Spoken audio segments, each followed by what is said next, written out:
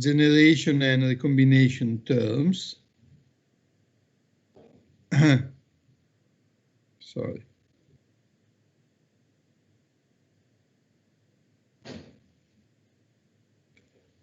For the analysis of the generation and recombination terms, you remember that we completed the description of the so-called Shockley-Reed Hall theory that describes the thermal assisted net recombination term.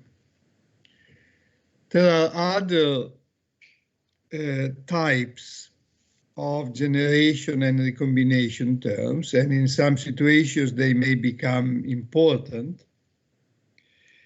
And let me share the screen. In this figure, you see another type of generation and recombination events that have the property that the exchange of energy of the electrons or holes that make the transition occur due to the collision with another electron or with another hole. In particular, if you look at the figure, it is possible to classify four types of events. Event of type A, the one that is indicated on the left, occurs when we have a collision between two electrons that whose states initially belong to the conduction band. So you have two electrons in the conduction band. These two electrons have a collision, and during the collision they exchange energy, and the outcome is that one of the two electrons, that is the one on the left here, this one, loses energy and occupies a state of the valence band. The other electron acquires the same energy and makes a transition to a state that is high up in the conduction band. So the electron on the left has more energy but does not change the band. The other electron makes a transition from the conduction to the valence band, and because of this, the phenomenon globally is a recombination. It is non-thermal because the energy is not given to the lattice, okay? It is given to another electron. This type of transition is called, it is written on top, Auger recombination initiated by one electron. There is also the possibility of a dual phenomenon, that is an Auger recombination initiated by holes. And this is type C in the figure. So you have two holes that are the two white dots that are initially in the valence band. Due to the collision, one hole makes a transition from the valence band to the conduction band. Of course, it is an electron that goes the opposite way. And the other hole makes a transition of equal amount of energy towards a lower state of the valence band. You remember, we already noted that when you consider holes, the positive direction of energy is opposite with respect to that of electrons. So the hole that makes a transition from the valence band to the conduction band, so the hole that goes up in the figure actually loses energy. And the hole that goes down actually gains energy. Okay. In any case, this is also globally a recombination phenomenon, because you have one more hole in the conduction band and one more electron in the valence band. Okay. So A and C are recombination phenomena. Then you have phenomena of type B and D. So let's consider phenomenon of type B first. In the phenomenon of type B, there is one electron that is initially in the valence band, the one on the left, this one, and another electron that for some reason has a very high energy in the conduction band. Okay, it is very up in the conduction band. So these two electrons are far away in energy, but it may happen that they come near in the physical space. So they make a collision, and the conclusion after the collision is that the electron that was up in energy loses energy, but its final state is still in the conduction band, so it does not change band. The energy that is released by this electron goes to the other electron, and the energy is sufficient to force a transition of the other electron from the valence band into the conduction band. Okay, that means that the electron that was originally up in energy has an energy, can release an energy that is at least equal to the gap to the other electron. Globally, this phenomenon implies a transition of one electron from the valence band to the conduction band. So it is a generation. Of course, phenomenon B is the reverse of phenomenon A, okay? But they take different names. Phenomenon A, as you remember, was called the Auger recombination initiated by electrons. Phenomenon B is called impact ionization initiated by electrons. And finally, we also may have impact ionization initiated by holes. There is one hole that is the one on the right, that is in the valence band initially, very up in energy because it is very low in the figure, okay? And due to a collision between this hole and another hole that is originally in the conduction band, the hole that is in the conduction band makes a transition to the valence band. So this is, again, a generation, because a hole that makes a transition from the conduction to the valence band is actually an electron that makes a transition in reverse.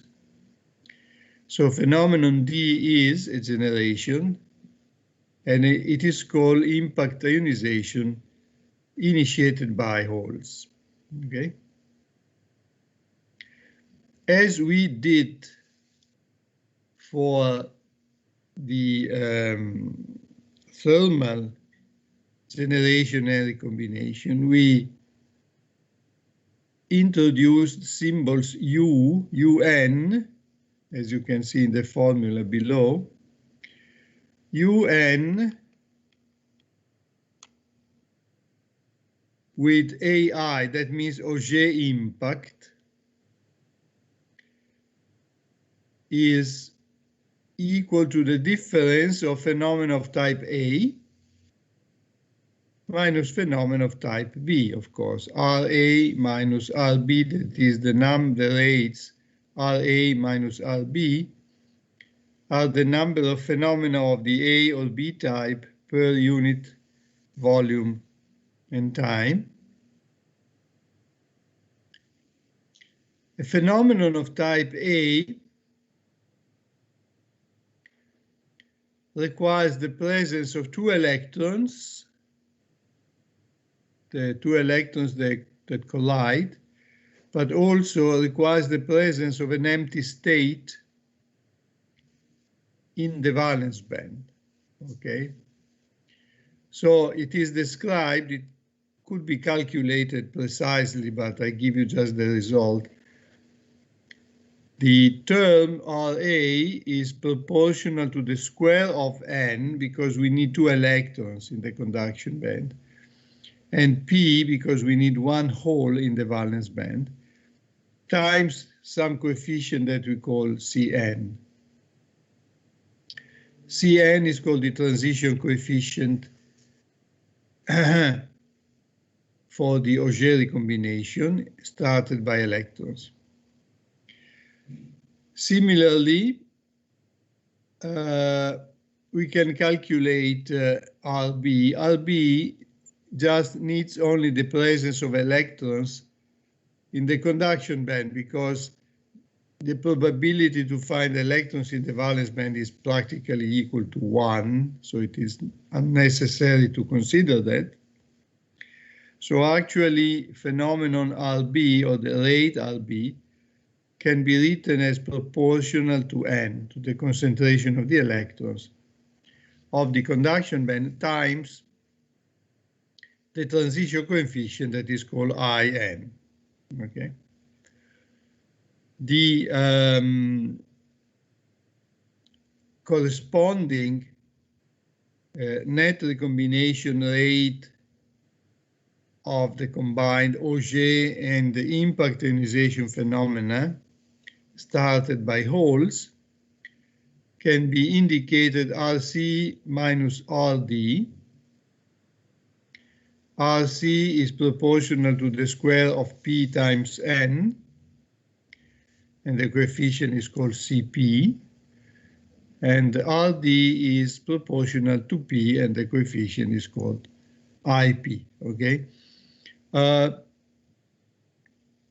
is no reason for UNAI to be equal to UPAI, okay? So the situation here is completely different with respect to that of the thermal net recombination rate, because the net recombination rate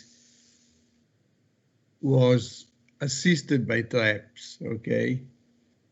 So all phenomena implied transitions towards the same type of traps, okay? In this case, UNAI and UPAI are not necessarily equal to each other. They don't have any relation between each other.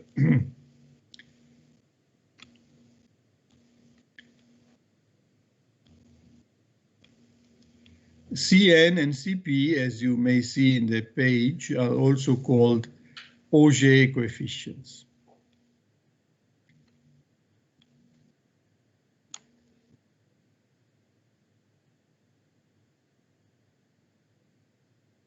So the total, since there is no special relation between UN and UP of AA type, the total number of net recombinations in a semiconductor is the sum of those that are initiated by electrons and those that are initiated by holes. So the total combined Auger and impact ionization net recombination is the sum of the two, okay? So here you can see that it is actually different from that of the thermal type.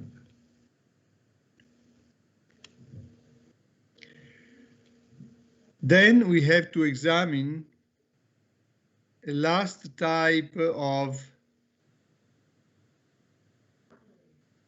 generation and recombination phenomena. One of them has been already mentioned. It is the direct generation and recombination phenomena induced by exchange of energy with the lattice, okay? But you remember the direct generation and recombination phenomena induced by exchange with the lattice are non-important because in a semiconductor you always have traps, okay? So we just mention the existence of these phenomena, okay? But in practice we never consider them. So these are the phenomena that are related to the figure on the left, to the left part of the figure, okay? Much more important are the phenomena in which in a semiconductor you may have generation and recombination phenomena in which the exchange of energy of the electrons occurs with respect to an external electromagnetic field. You remember that the electromagnetic field can be described from the point of view of quantum mechanics using the concept of photon.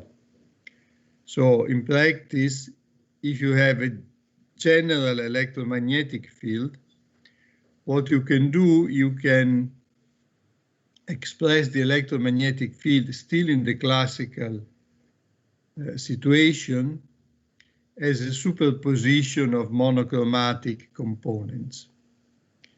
And you remember each component is also called a mode of the electromagnetic field. Then you find that each mode has an energy. And finally, using quantum mechanics, you find that the energy of the mode, that is of the monochromatic component of the electromagnetic field, this energy is proportional to a quantum of energy whose value is the frequency times the Planck constant. So h is the Planck constant, h times frequency, h ni, is the energy of the individual quantum of the mode that you are considering. The energy of the mode is an integer number of this individual quanta, and this gives rise to the concept of photon. Photon is a quantum of the electromagnetic field. So photons can be considered as particles, and the interaction of the electromagnetic field with the semiconductor can be considered as a collision between one photon and one of the electrons of the material. So what happens when a photon interacts with an electron that, for instance, belongs to the valence band of the semiconductor? So you must look at the right part of the figure, phenomenon B, the one that is last on the right. So the white arrow symbolically indicates a photon that comes in. This photon interacts with one electron that is initially sitting in the valence band, and there is an exchange of energy such that the photon releases completely its energy to the electron. When that happens, the photon disappears, okay? If the photon releases 100% of its energy, it disappears. Assume that this energy is sufficient for the transition. So the energy, the initial energy of the photon was at least equal to the energy gap of the semiconductor. Then the electron makes a transition from the valence band into the conduction band. And this is obviously called absorption. Okay, so when you have an electromagnetic field, this phenomenon is called absorption because light is absorbed, the electromagnetic radiation is absorbed, and the electrons become more energetic. There is also another possibility that a photon interacts with an electron that is already in the conduction band, and this interaction induces a transition of the electron from the conduction band into the valence band. Okay, so in this case, the photon that triggers the transition survives. It simply triggers the transition, but then it continues its motion in the material. And it may happen that the energy that is released by the electron because of the transition from the conduction into the valence band, this energy is also released in the form of electromagnetic energy. So in practice, if that happens, which is not always the case, but it may happen, the electron emits another photon. Okay, so this is the case that is illustrated in part A on the right half of the figure. You may see that there is one photon, one white arrow coming in and two arrows coming out of the transition, because this transition occurs with the emission of a photon. Okay, this type of transition is called radiative.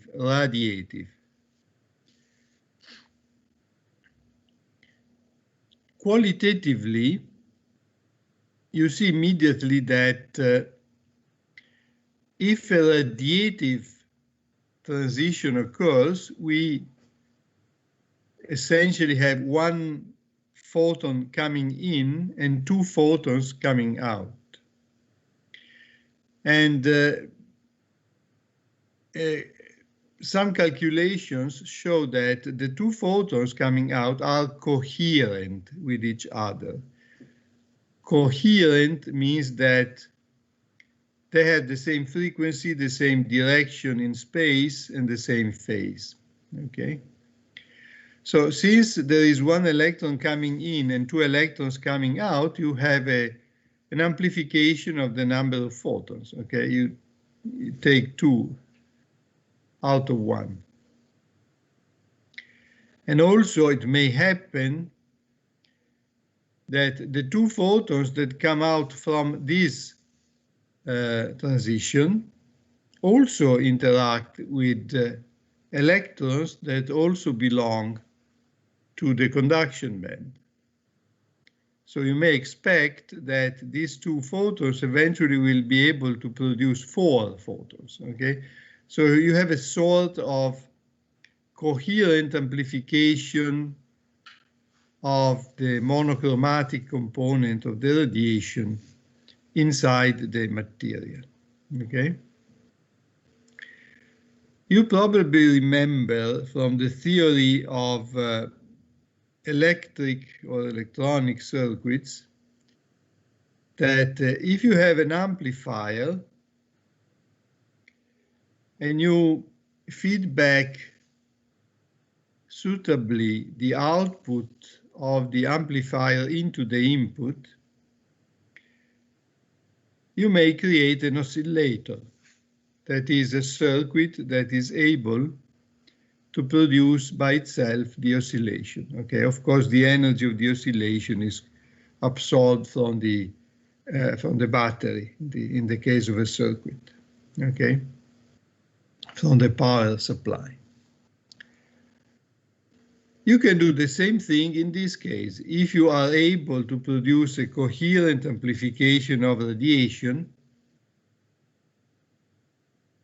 and you are able to introduce a feedback in the material, eventually you obtain an oscillator. That is, you obtain a device that is able to produce a monochromatic radiation by itself.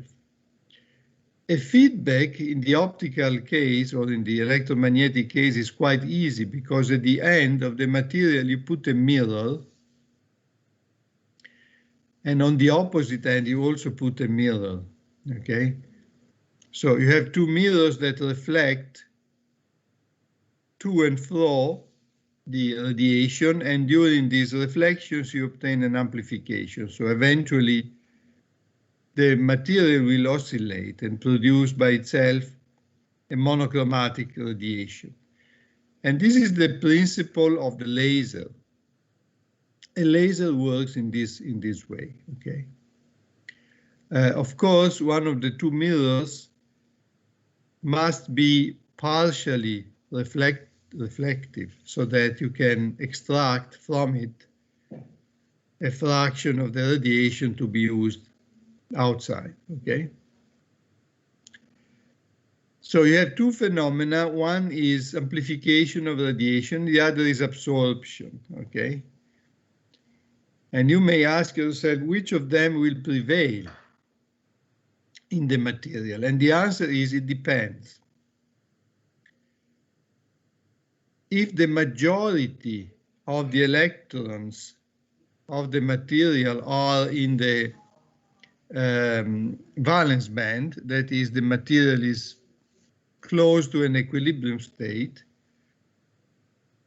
the number of absorption will be the prevailing mechanism, because you have many more electrons in the valence band. I omitted to mention that the probability of absorption or emission are the same, okay? So the number of absorption events or the number of emission events depends only on the number of electrons that are in the valence band and in the conduction band, okay? So if the material has the majority of the electrons in the valence band, it will mainly absorb, okay? And these absorption are useful because in this case, when the prevailing mechanism is absorption, then we can use the material as an optical detector, a detector of the electromagnetic radiation, okay? Because the transitions of the electrons induced by radiation make the conduction band richer of electrons and the valence band richer of holes. So essentially they change the conductivity of the material, and we can measure this by a suitable circuit. If, on the other hand, we have a material in which many electrons are in the conduction band, or the majority of the electrons are in the conduction band, and the material is able to produce radiation when electrons make a transition from the conduction to the valence band, then we can produce a laser, okay? You remember, not all materials emit radiation on occasion of recombinations, okay? Only those whose gap is direct, like, for instance, gallium arsenide, are able to emit photons. This is the reason why semiconductor lasers are manufactured with the gallium arsenide and never with silicon. Silicon is an indirect semiconductor, so it is no good for producing a laser, okay? The other condition for having the emissions to prevail is that we must have the majority of the electrons in the conduction band, which is a very uncommon situation because you remember in equilibrium the majority of the electrons is in the valence band, and in a condition that is not of equilibrium but near equilibrium, still the majority of the electrons are in the valence band. So we must be able to bring the semiconductor into a condition that is very far from equilibrium, such that the majority of the electrons are in the conduction band. This is called population inversion. It is possible. In order to do so, we must provide energy to the crystal. And because of that, this energy is converted into the laser radiation, okay? So it is like in the electronic circuits, you absorb energy from the power supply and you transform it into the oscillation energy. In a laser, you absorb energy from the power supply that produces the population inversion, and then you transform it into the... In order to describe mathematically the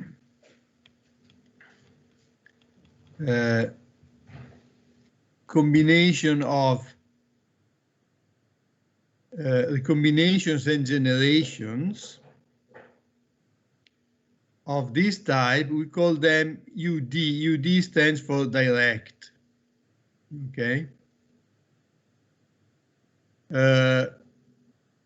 Of course, they are given by RA, that is the net recombination rate due to the optical events per unit volume and time. It is equal, obviously, to the product NP times a coefficient that you call alpha direct, minus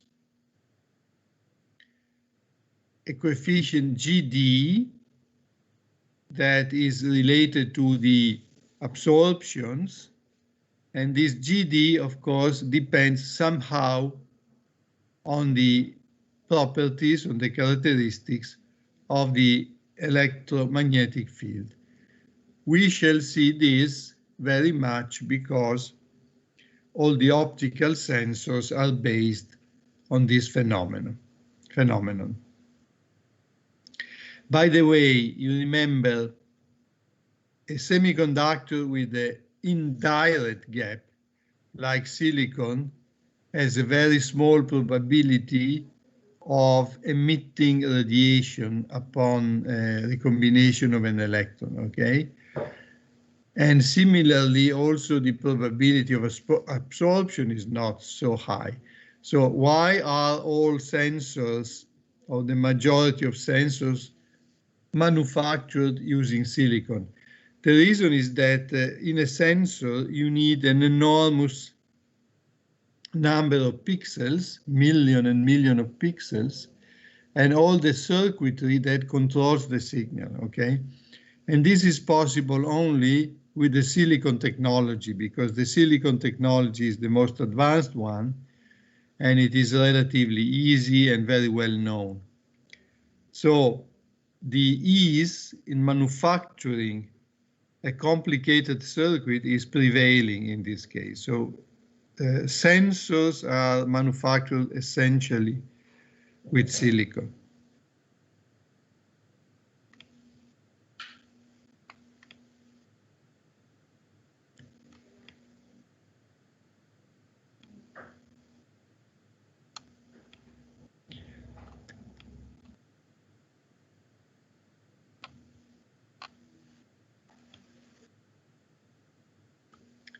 Now we must put all this information together. You remember when we describe when we use the mathematical model of semiconductor devices, we have among the different equations, we have the continuity equations. In the continuity equations, we have UN and UP. You now remember that they are equal to each other. UN and UP are the Shockley-Reed-Hall net generation rate. And then we have GN and GP. And GN and GP are all the rest, all the possible generations, less recombinations that are not non-thermal. So GN and GP that are also equal to each other embed the combination of the Auger and impact ionization phenomena, the direct optical phenomena, and the direct thermal phenomena that are negligible. So they are written in the line that is in the middle of the page, but it is in the form of UDT. UDT means direct thermal, but they are negligible. Okay, we can neglect them. Then we have UAI, that is the combination of Auger and impact. And finally, we have the direct optical transitions, okay? And besides, we have, of course, the Shockley-Reed-Hall thermal net recombination term, okay? In typical operating conditions of a semiconductor, the term that is always present is the Shockley-Reed-Hall net recombination term. That is very important, and it is always there, okay?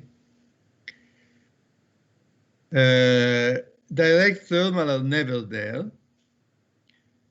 Direct optical may or may not be there, depending on the presence of an external electromagnetic field. And finally, the Auger and impact ionization may or may not be present, okay? So now we have to discuss when the Auger or impact ionization terms should be used in the description of a semiconductor. We go back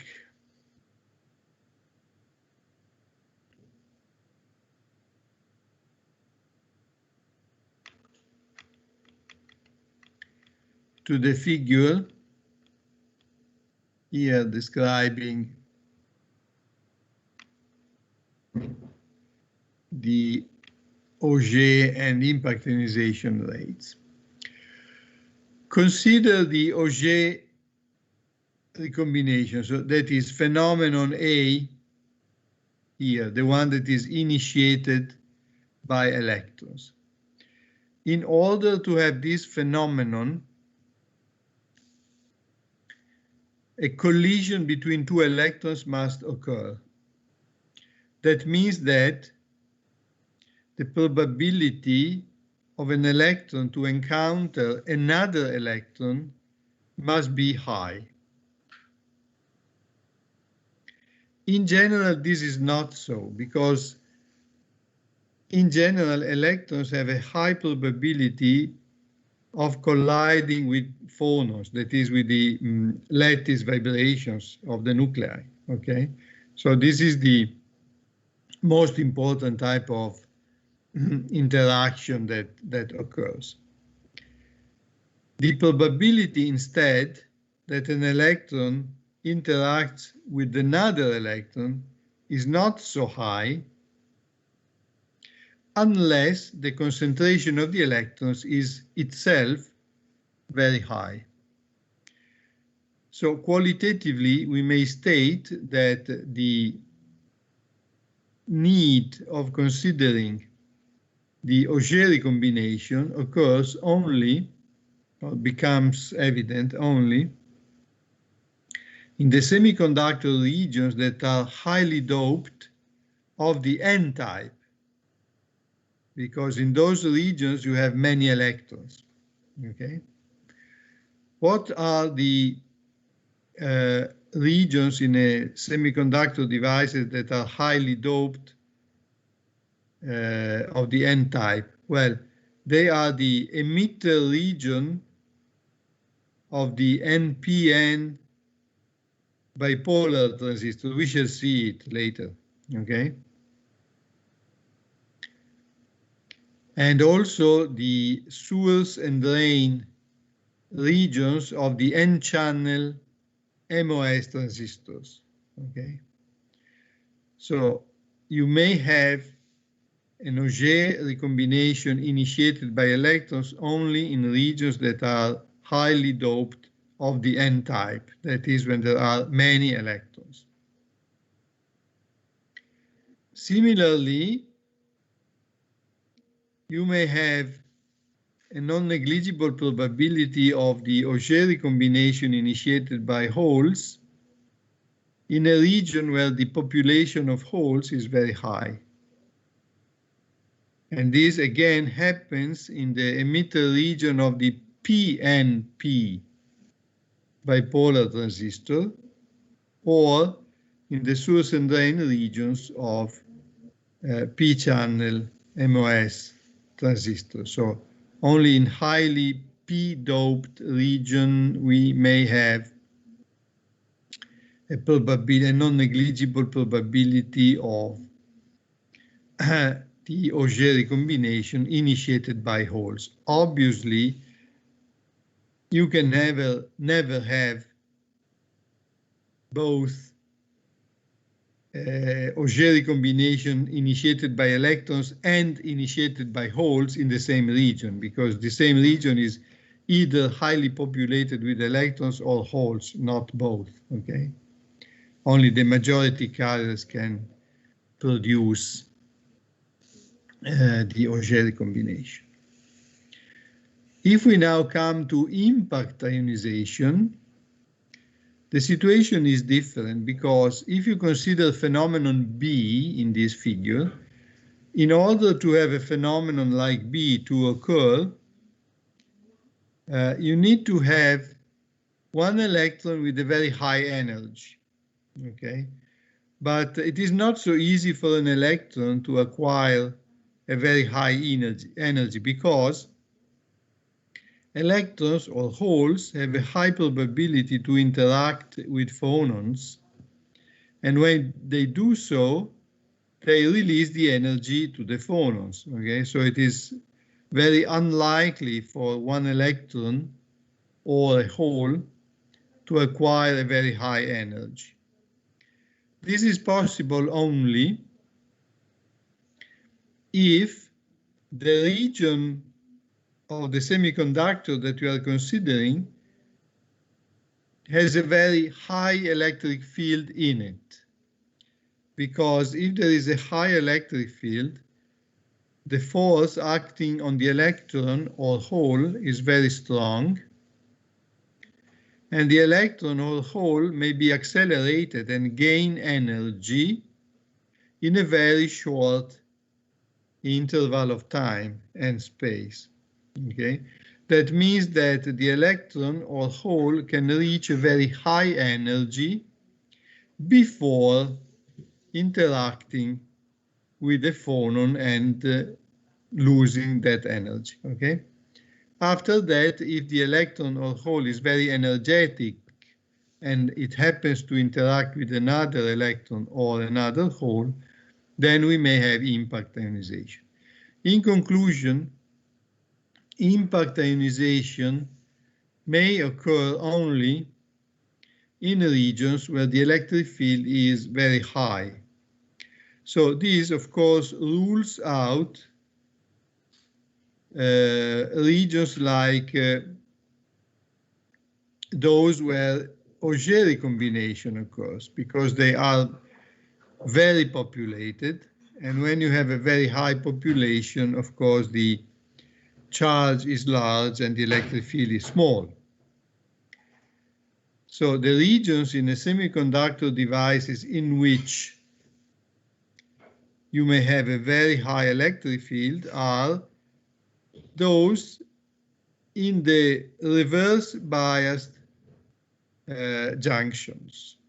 For instance, in a bipolar device, the collector junction in the normal mode of operation of the device is biased in reverse, and you have a very high electric field in that region. Similarly, in the drain region near the junction of the MOS transistor that operates also in reverse, you may have a large electric field. So in those regions near a reverse bias junction, the electric field can be high enough to produce a non-negligible impact ionization. On the other hand, we shall see it immediately, or not immediately, in 10 minutes. Impact ionization is able to produce a sort of chain reaction. And because of this chain reaction, we may have a condition that is unwanted in a semiconductor device that is called avalanche. Okay? So it is convenient to examine deeper the phenomenon of impact ionization in order to understand what is the condition that may give rise to this chain reaction and try to avoid it. Okay? So for the moment we stop because it is 10, and we shall continue in about 10 minutes.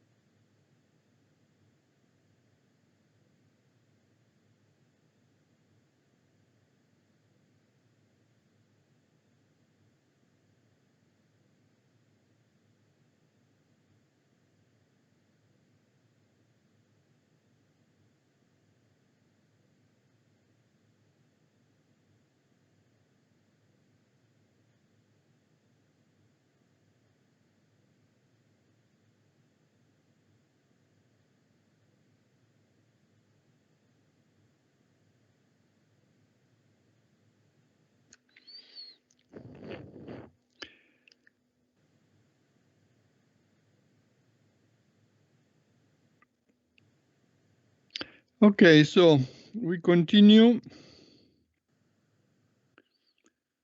Let me share the screen.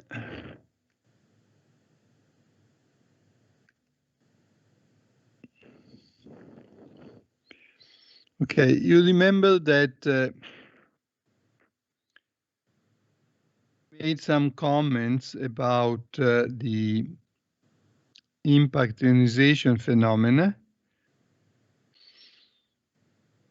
So in order to continue on that line, we assume a special case in which impact ionization is so strong to become the most important generation and recombination phenomenon, even more important than the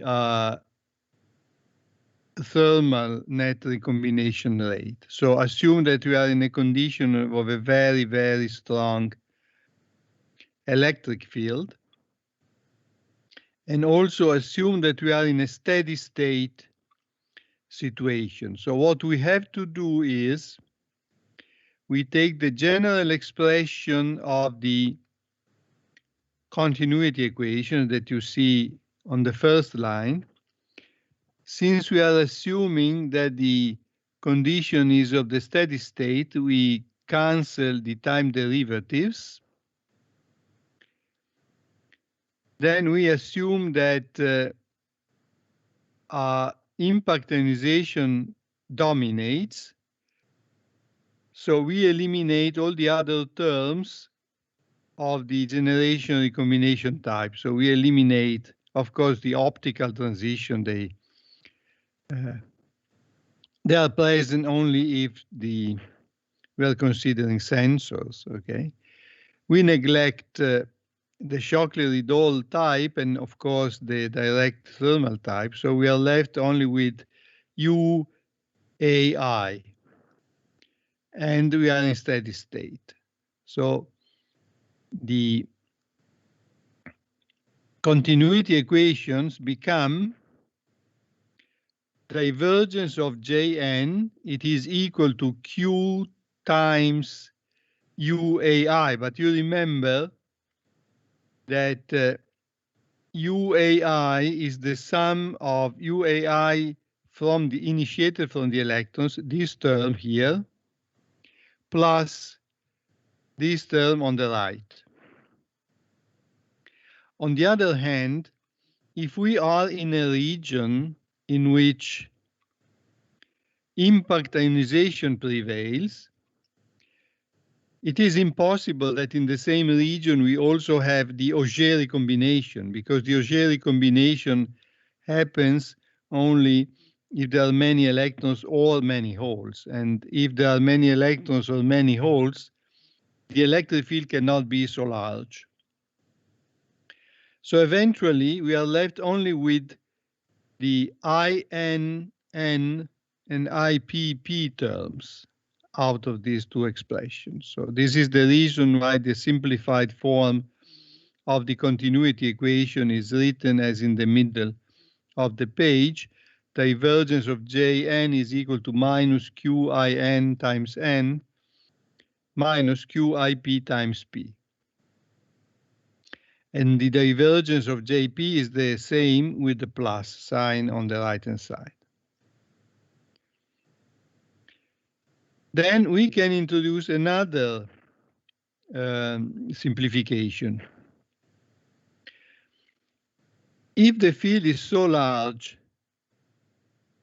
that the impact ionization phenomenon is dominant, okay, that means that we expect that the current densities are oriented with the field, because the field is the dominant reason for the existence of the current, okay? So in general, if you consider the full form of the drift diffusion expression of the current density, there is no reason for the ohmic part of the density of the current density to be parallel to the diffusive part, okay? It is very easy to find examples where they are not parallel to each other. So in general, the current density is neither parallel to the field, neither parallel to the diffusion, to the gradient of the concentration. But in this case, since the field is dominant, we may assume that the current densities are mainly ohmic, okay? So we may say that Jn is almost equal to the conductivity times the electric field. And you remember the conductivity is equal for the electrons to Q mobility mu n times n. And similarly,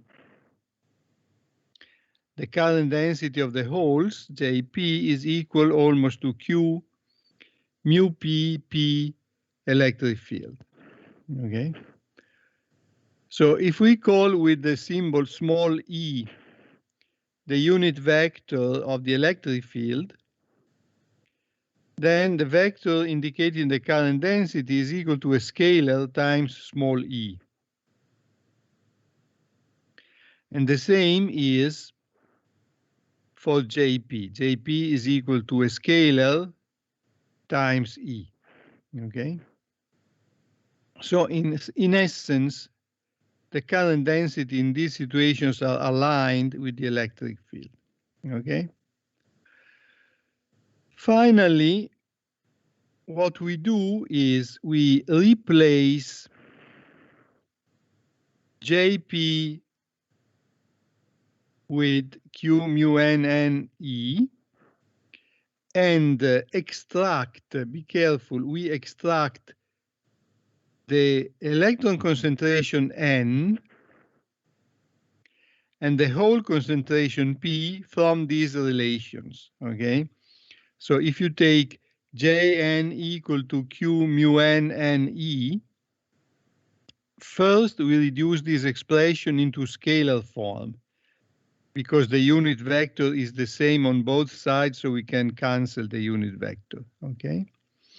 And then we extract the concentration of electrons as Jn scalar divided by Q mu n, the coefficient scalar, the scalar coefficient of the electric field, okay? So the two equations in the middle of the page are reduced to the form that is visible at the bottom of the page, okay? Sigma is just a parameter that it is equal to +1 or to -1, depending on the direction of the unit vector small e. So sigma is unimportant, okay? The important thing is that the two continuity equations have been reduced to a form in which only the current densities appear. This is the important issue. So you can see that the divergence of Jn is equal to a coefficient Kn times Jn plus Kp times Jp. And similarly is for the other current density, in which Kn is the original coefficient In divided by the mobility of the electrons times the modulus of the electric field. And similarly, Kp is the original impact ionization coefficient Ip divided by mu p times the absolute value of the field. Why are these relations important? Because it is assumed that somehow you are able to calculate the electric field so that the coefficients Kn and Kp are known. They may depend on position, of course, because the electric field depends on position, but they are known, okay? So the two equations that you see here, divergence of Jn, etc., divergence of Jp, etc., are essentially two equations in the only unknowns, Jn and Jp, whose coefficients are known functions of position. So in principle, these two equations are solvable analytically. And indeed, we shall see that they are solvable analytically. So after some approximations that essentially amount to considering impact ionization the dominant mechanism and the drift component of the current density, the dominant one, we can reduce the continuity equation in steady state to a form that is solvable analytically. We shall see it at a later stage, but you must remember that we have reached this conclusion, okay? Another point that is important for the optical sensors is the absorption of the electromagnetic radiation in a material. If we go back to the picture describing here absorption, so look at the right part of the figure, phenomenon of type B, this one, okay? If you have a photon, and this photon is interacting with an electron and induces a generation, okay?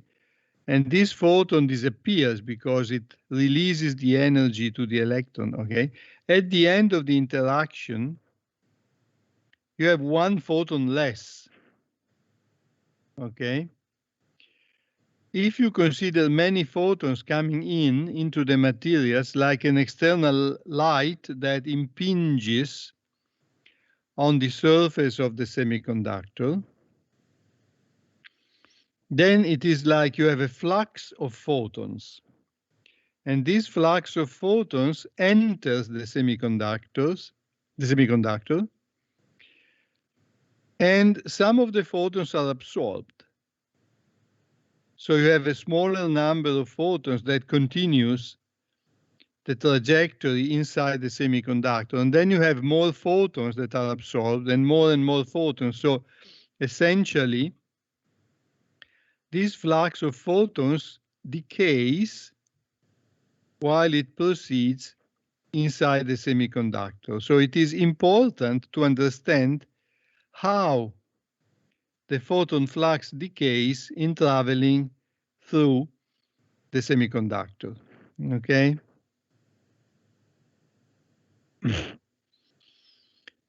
We can base the reasoning on this figure. Let me rotate the figure.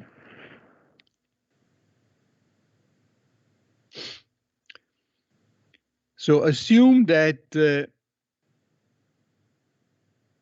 the propagation direction of the photons inside the semiconductor is some direction psi.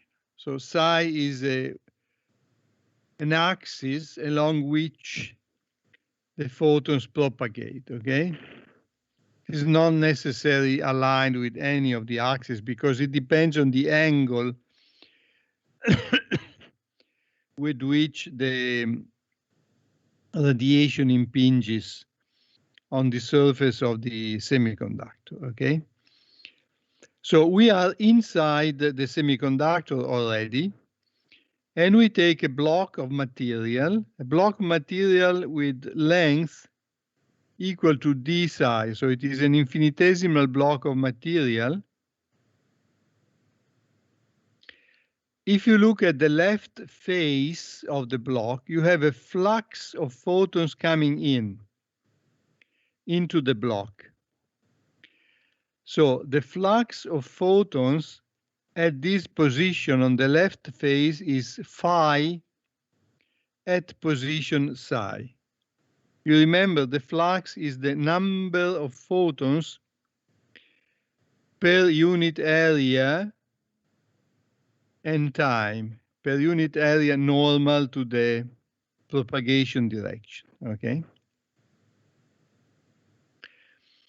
If you now look at the right face of the block, you have a smaller number of photons coming out. Why? Because some of them have been absorbed inside.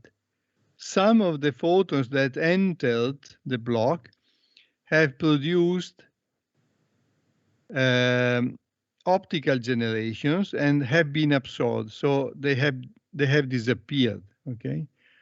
So a smaller number of photons comes out on the other side. Now, the purpose of the calculation is to calculate the variation of the number of photons, of the flux of photons inside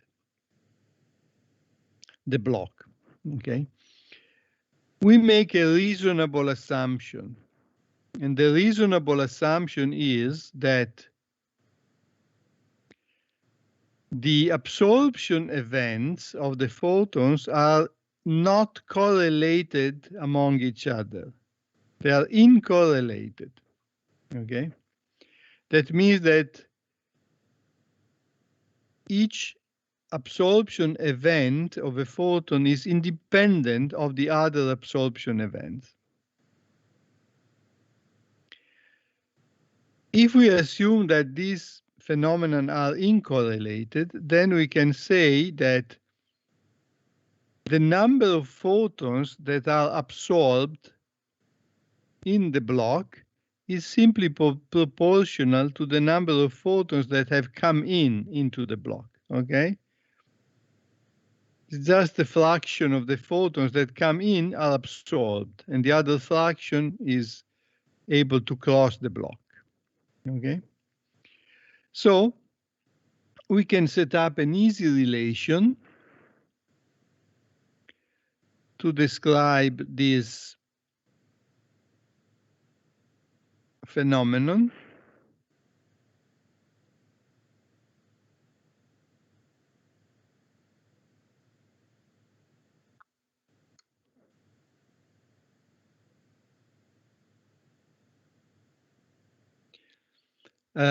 Look at the equation in the mid part of the page.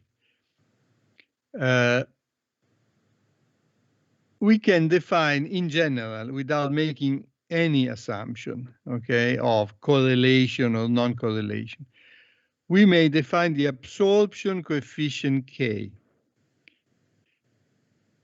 Absorption coefficient K is defined as the derivative of psi, that is the variance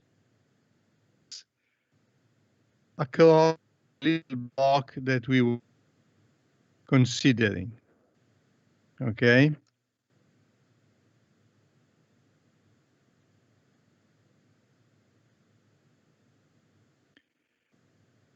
Divided by the flux itself with the minus sign, okay?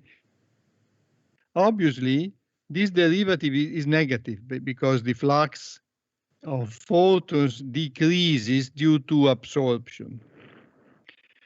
So with the minus sign, we make it positive again. And obviously, the units of K are the inverse of a length, okay? So if you multiply to the two sides of this definition by phi, you find that the variation of the flux is proportional to phi itself, okay? If the absorption coefficient is independent of phi, we are in the condition of absence of correlation. So we can say simply the number of photons absorbed is proportional to the number of incoming photons with no correlation among these events, okay? So we assume that the absorption coefficient is independent of phi. In this case, in the formula, there is a dependence because we are considering the general case, but if there is no correlation, it is independent. There are other things on which K may depend. For instance, it may depend on position if the material is non-uniform. It depends on the frequency of the photon.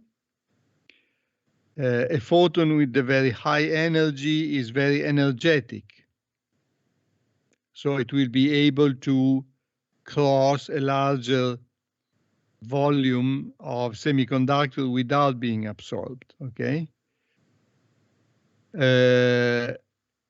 Instead, if a photon with a smaller frequency will likely be absorbed soon because it is not so energetic. And then the absorption coefficient in general depends also on the temperature of the semiconductor. In any case, if you have an equation like this in which K does not depend on phi, of course, you solve it immediately, the differential equation, and you find an exponential, okay? So the flux phi decays exponentially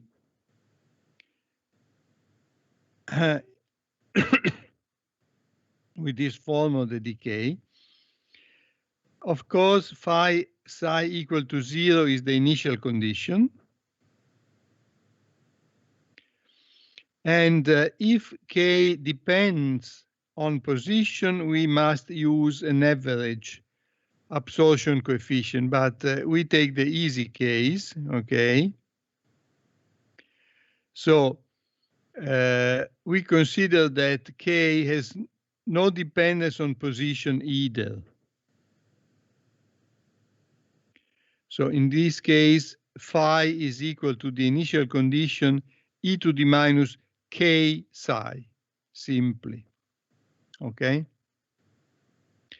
So in conclusion, if the phenomena are non-correlated, we can state that the flux decays exponentially and the coefficient of the exponent is the absorption coefficient, okay? Now we have to correlate the flux with the optical generation. We have to find the optical generation term. We can do it with another set of relations. It is in the previous page.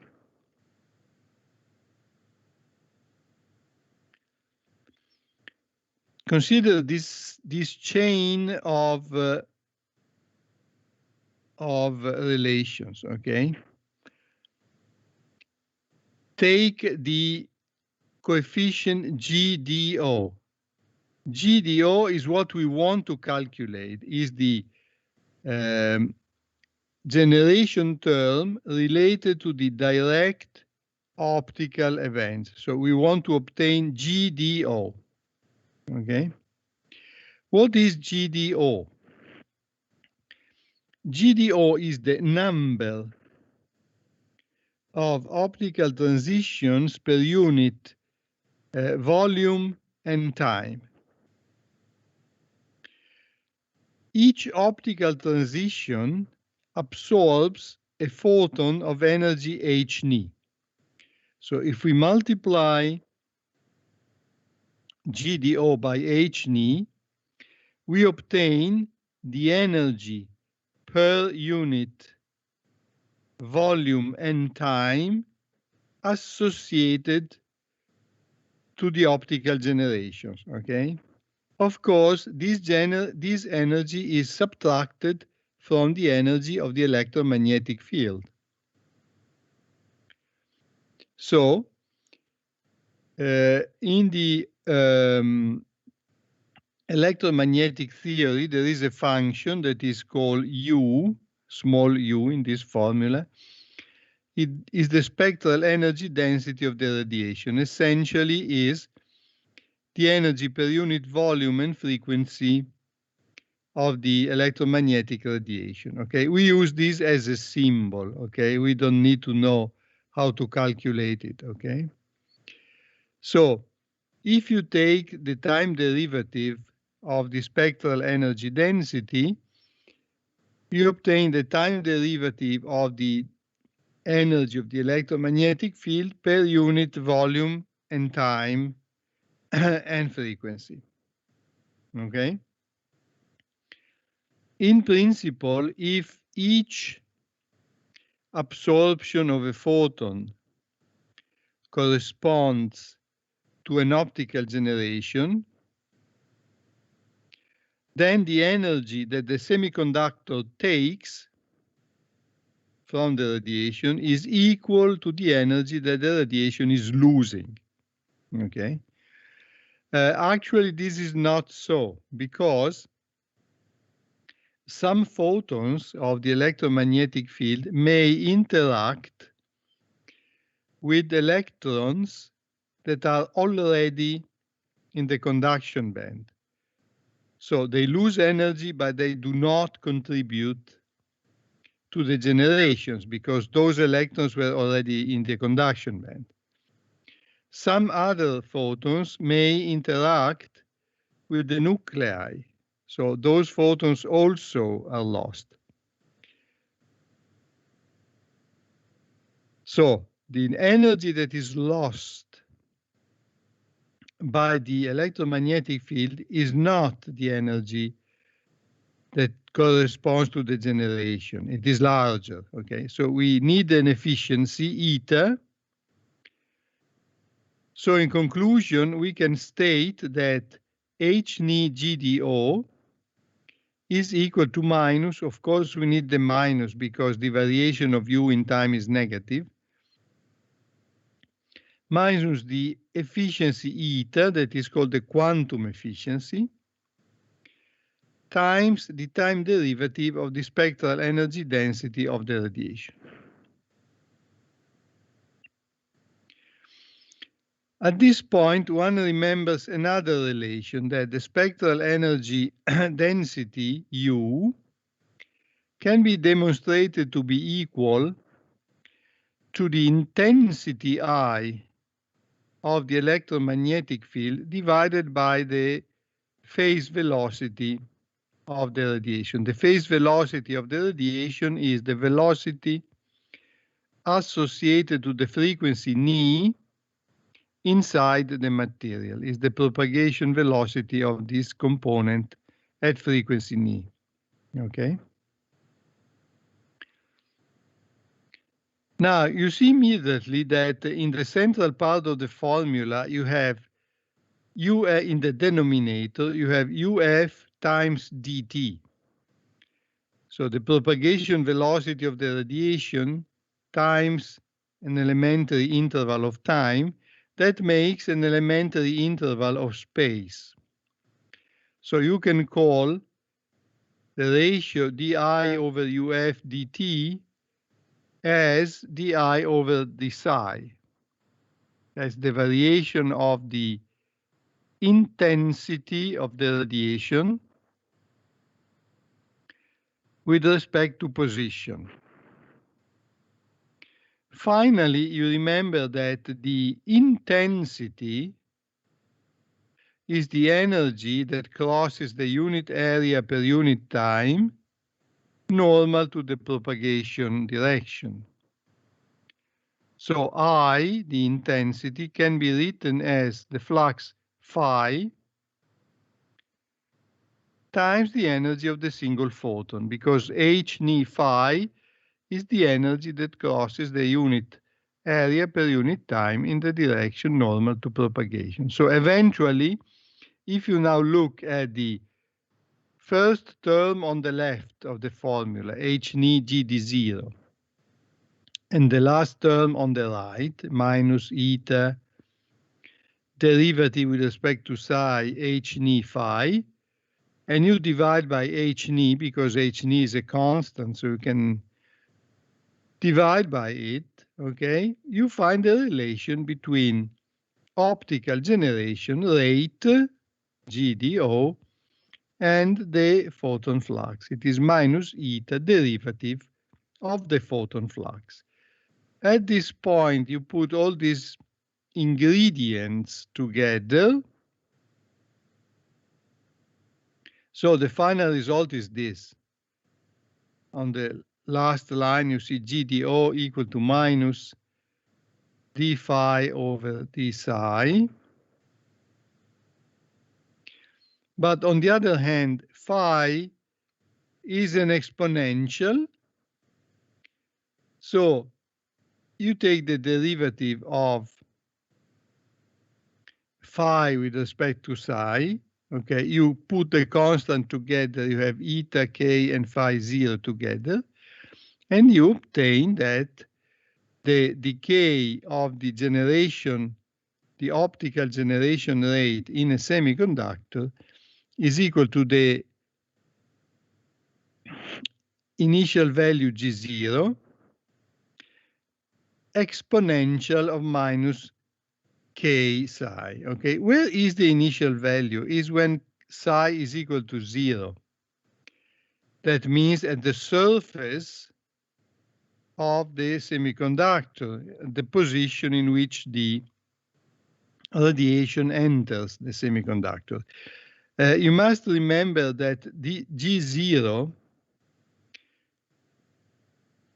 must be calculated inside the semiconductor. So it is at the surface, but on the inner side of the surface, okay? Because at the surface of the semiconductor, part of the radiation is reflected, okay? So those photons are lost. So only the photons that come into the semiconductor must be accounted for in this calculation. So G0 is inside the edge of the semiconductor.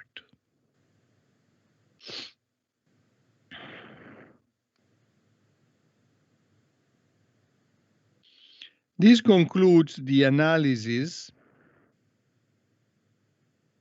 of the generation recombination terms. You remember in the model for semiconductors, we have two classes of coefficients. One is the generation recombination terms, and the other is mobility, okay? So due to the Einstein relations, you remember, the diffusion coefficients are proportional to mobilities, and the proportionality factor is kT over Q, okay? So in order to discuss the remaining coefficients, it is sufficient to discuss mobility.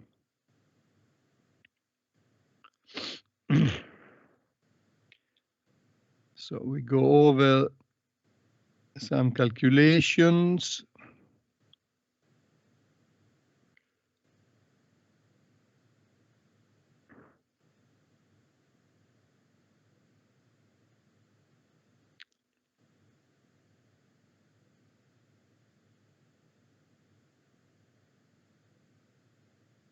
Here.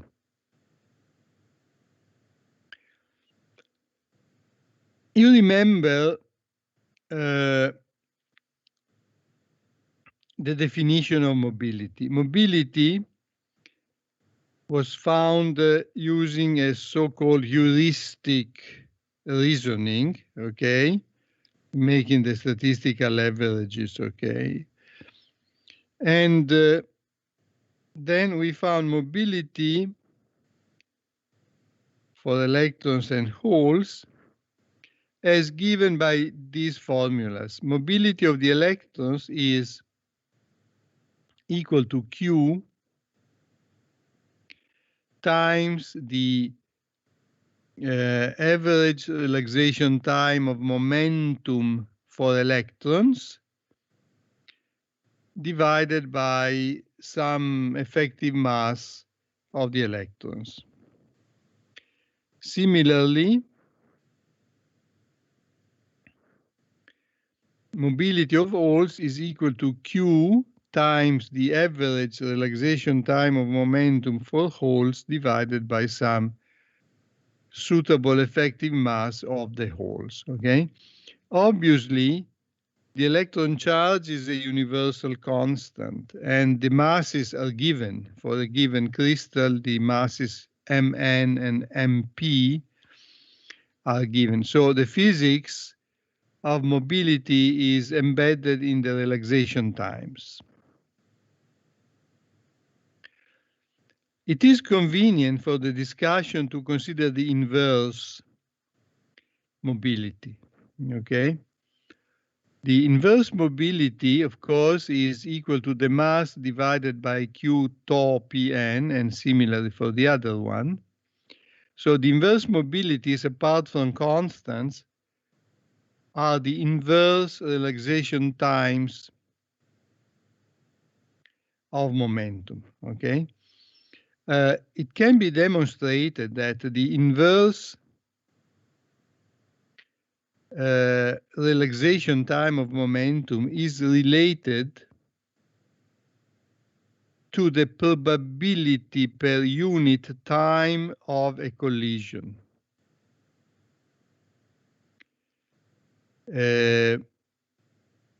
Of course, the probability per unit time, probability is a number. So probability per unit time has the units of an inverse of a time. So it has the same units as 1 over tau Pn or 1 over tau Pp. Okay, so the inverse relaxation times are somehow related to the probability per unit time of a collision. That means that the larger the probability of a collision, the smaller will be the mobility because it is proportional to the inverse, okay, which is reasonable, okay. The larger the number of collisions, the larger is the friction, so to speak, that opposes the motion of the electron or hole, okay. The information that the inverse relaxation time is related to the probability per unit time of a collision is useful because it makes it possible to separate the different types of collisions. Why? Because we assume that the collision events are not correlated among each other. That is, if the electron or hole undergoes a collision, that does not depend on the other possible types of collision that also may occur. Okay? So if the collisions are uncorrelated, then the probability per unit time, the global probability of a collision per unit time, is equal to the sum of the probabilities of a collision per unit time associated to the individual collision types. That means that, considering, for instance, the electrons, 1 over tau Pn can be calculated as 1 over tau Pn1, that is the inverse relaxation time associated to the collisions of type 1, regardless of the all remaining collisions, as if the collisions of type 1 were alone, plus the inverse relaxation time tau Pn2 associated to collisions of type 2, and so on. if this rule applies to the relaxation times, well, of course, it applies also to the mobilities, because the inverse mobility is proportional to the inverse relaxation time. So we can state that the inverse mobility for electrons can be written as the inverse mobility of the electrons related to collisions of type 1, assuming that there are only this type of collisions, plus the same for type 2 and so on. Similarly, the inverse mobility for the holes can be written in the same form. Qualitatively, you remember, conductivity is proportional to mobility. So the inverse mobility is proportional to resistivity. Okay? And these formulas look strangely similar to the formulas in which you combine resistances in parallel. Okay? This is actually the case. Okay? This is the microscopic derivation of that. Okay? It is exactly this thing. Okay?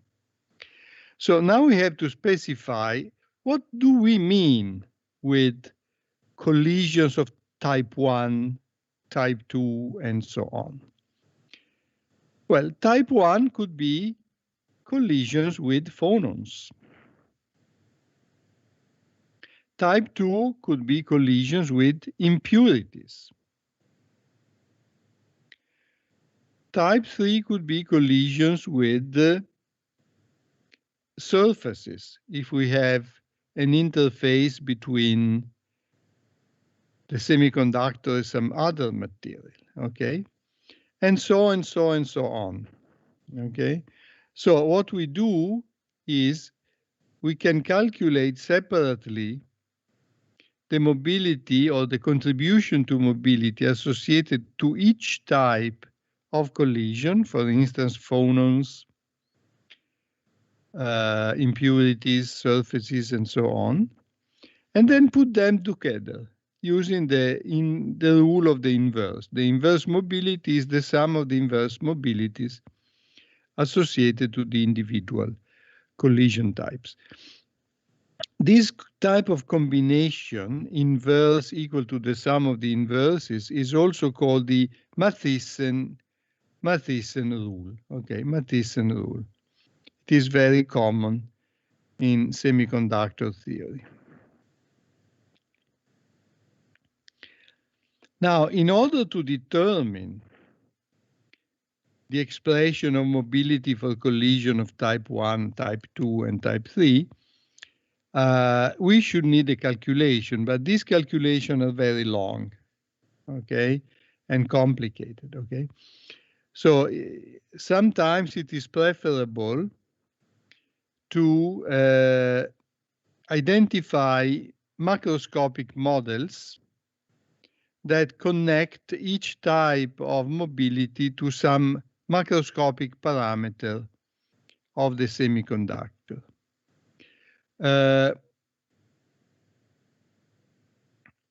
We shall consider essentially three types of collisions. Collisions are also called scattering mechanisms, okay?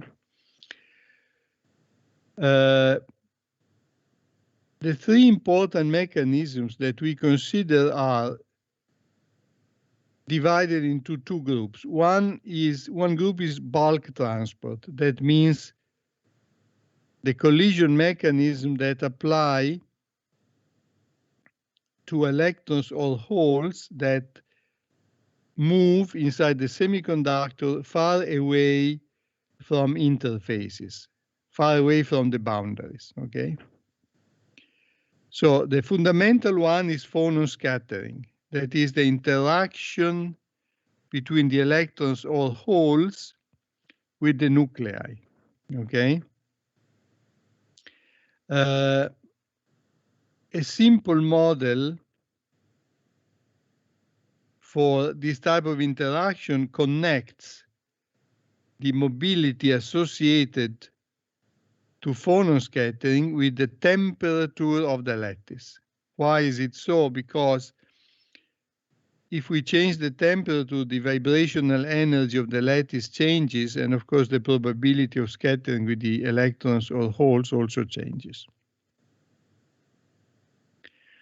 So we expect to have mobility of type 1 associated to phonon scattering and depending on temperature. Then we have a second contribution that is very important, is the interaction with the ionized impurities. Okay, we don't have time now because we are almost at the end of the hour, but in the next hour we shall see some figures that describe this. The macroscopic parameter on which the scattering with dopants, with the ionized impurities, is made to depend is the total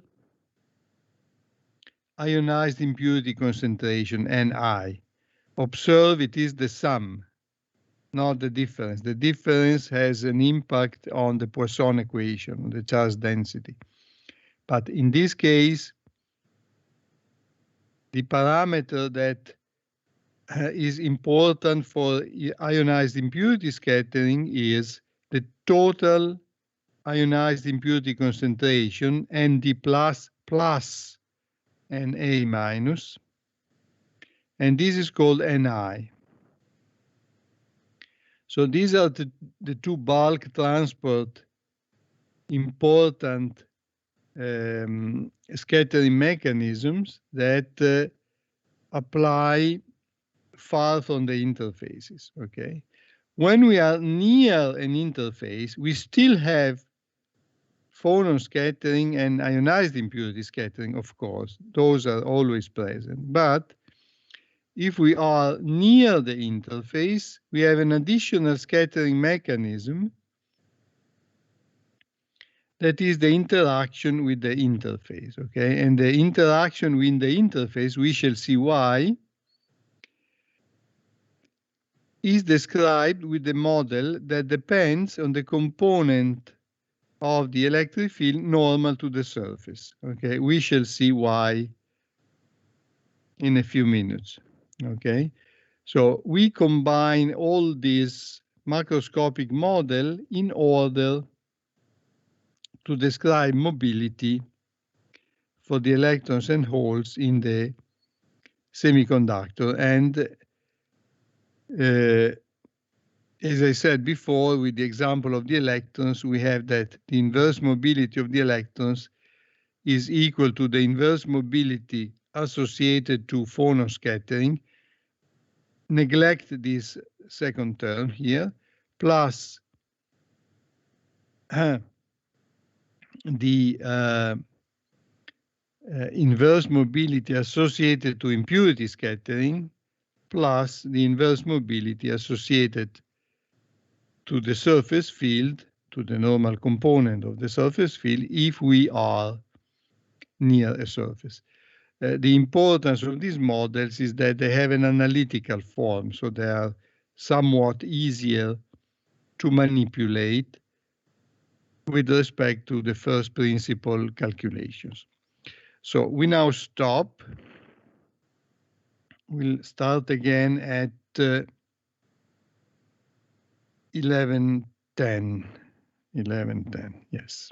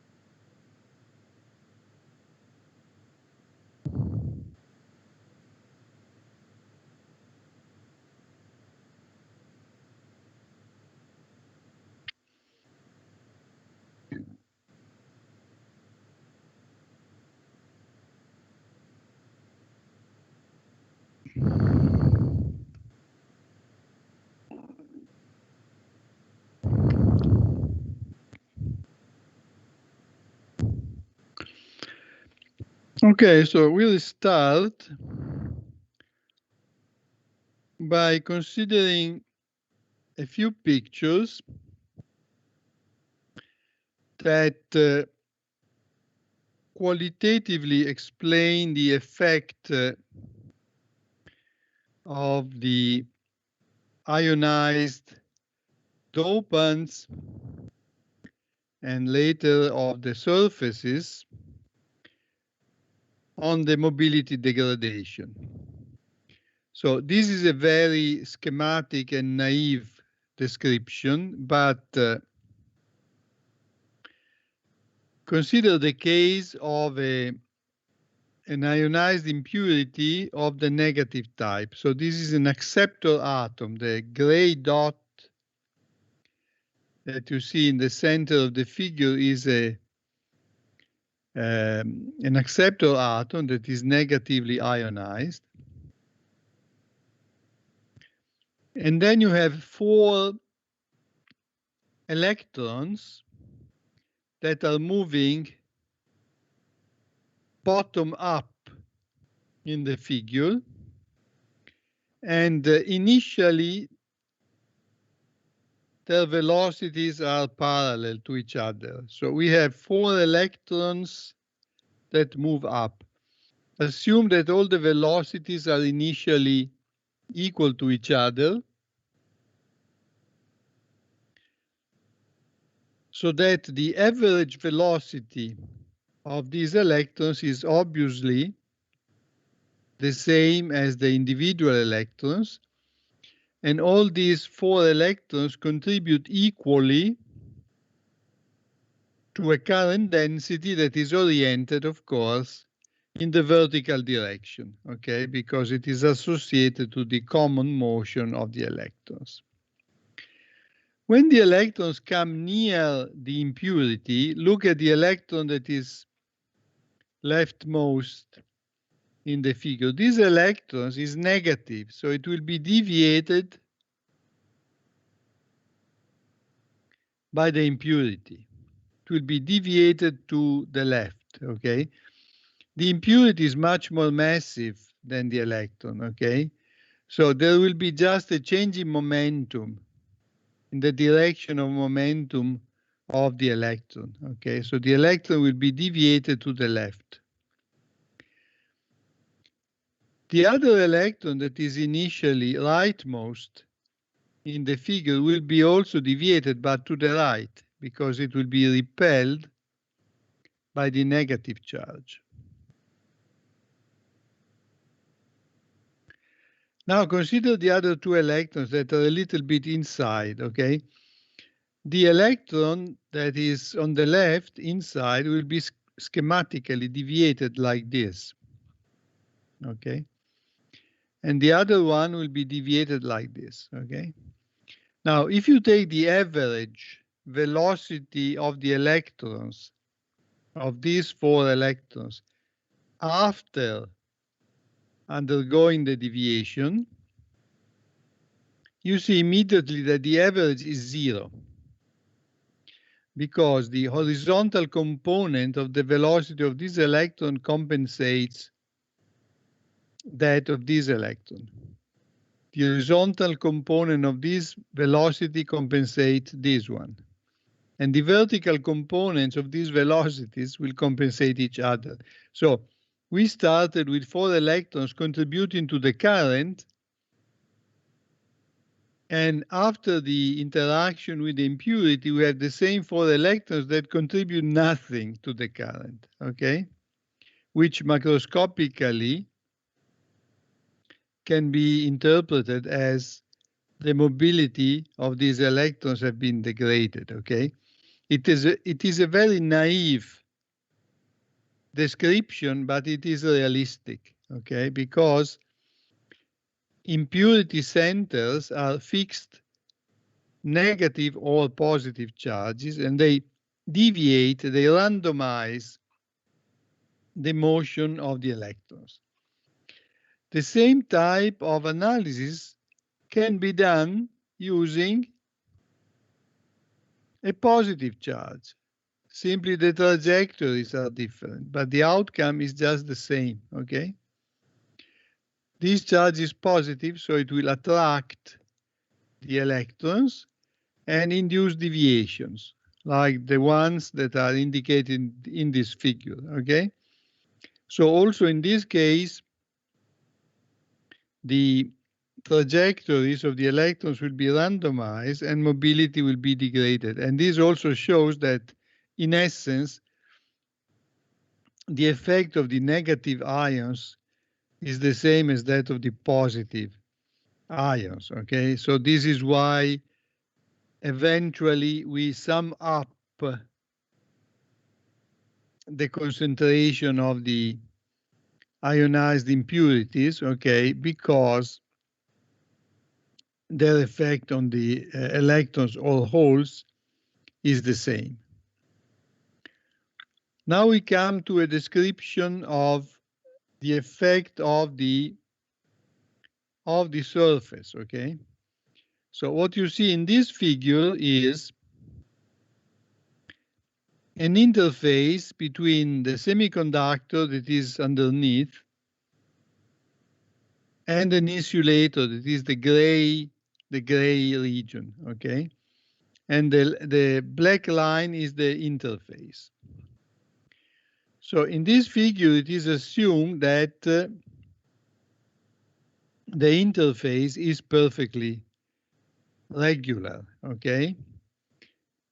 And there are two electrons, okay? Let's call them the electron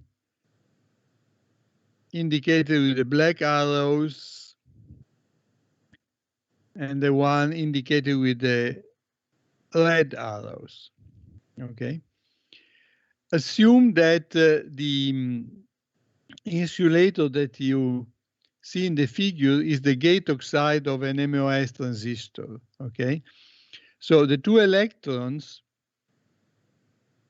indicated by the arrows are electrons that belong to the channel of the transistor, okay? And these electrons are attracted to the right because on the right we have the positive voltage of the drain of the device that attracts the charges to the right. But on top of the oxide, you also have the gate voltage that attract the electrons upwards, okay? So assume that this electron, for any reason, was bouncing back from the oxide at this position, okay? It travels to the right with a constant horizontal speed, and then it goes to hit the interface again because it is attracted by the gate voltage, okay? That is, it is attracted because there is a vertical component of the electric field. In a situation that is purely ideal, as the one that is indicated here, this electron will be reflected exactly at each collision with the interface. So there will be a perfect reflection, okay?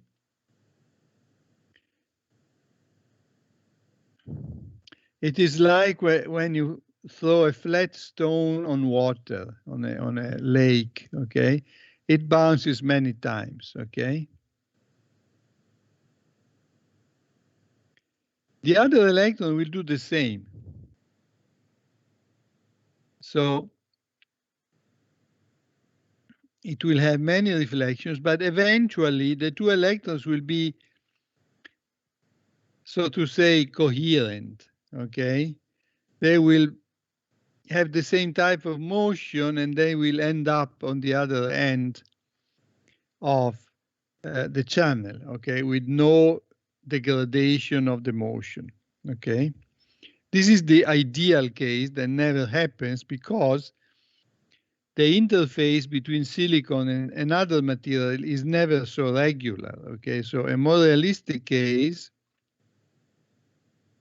is this, okay? You have an interface that is non-regular,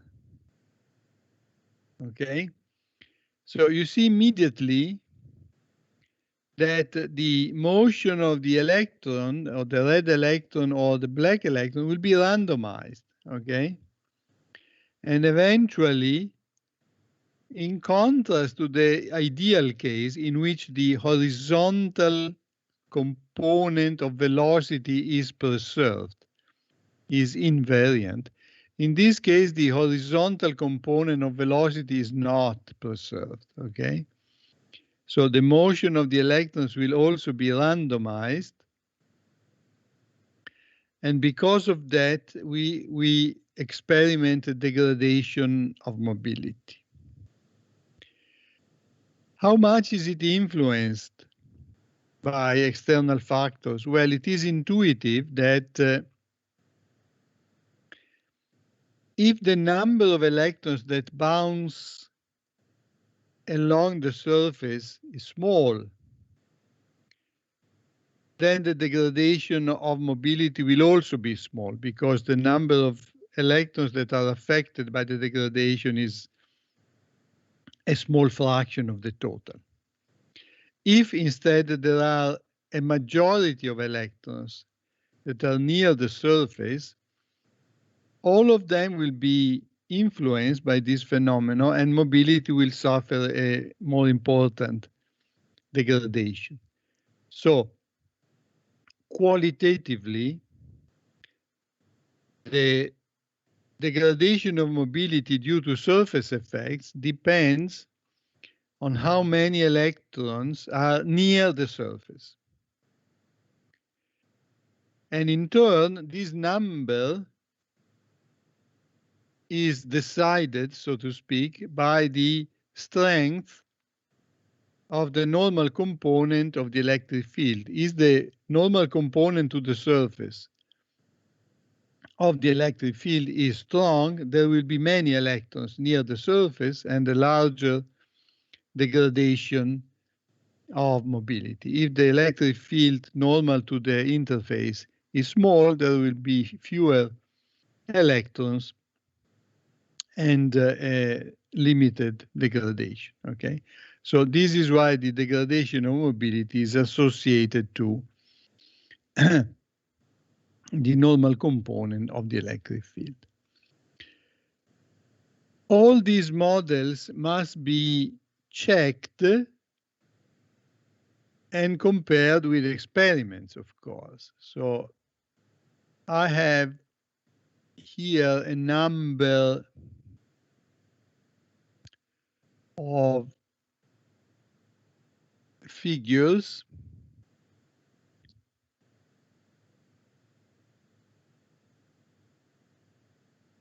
that show experiments. So in this figure that refers to the mobility of electrons, you have on the horizontal axis the concentration of impurities in a log scale. On the vertical axis, mobility in the units square centimeters over volt over second. And the different curves refer to different temperatures, okay? So symbols like dots, diamonds, or triangles refer to measures made at different locations by different research groups. And the continuous lines indicated with harm are a solution of the semiconductor equations made with highly sophisticated solution methods. You see immediately that if you take a single curve, like the curve at room temperature, 300 Kelvin, if you go to the left, the curve becomes more or less flat. That means that at small concentrations of impurities, the effect of the impurities is not so important.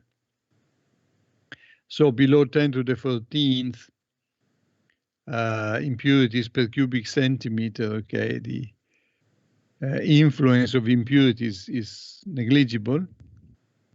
But if you increase the number of impurities, you see immediately that 10 to the 16th already show a non-negligible degradation. And if you go high up with impurity concentration, you have a stronger and stronger mobility degradation. So electrons at low dopants may have a mobility that is about 1300, but it degrades very much when you increase the dopant concentration. If, on the other hand, you keep the concentration of dopants constant, like 10 to the 14th, and change temperature, you see immediately that when you increase temperature, mobility degrades, okay? So if you go from 300 to 400, mobility at 10 to the 14th impurity concentration goes from 1400 to like 700. So it halves substantially, okay, if you increase temperature by 100 degrees.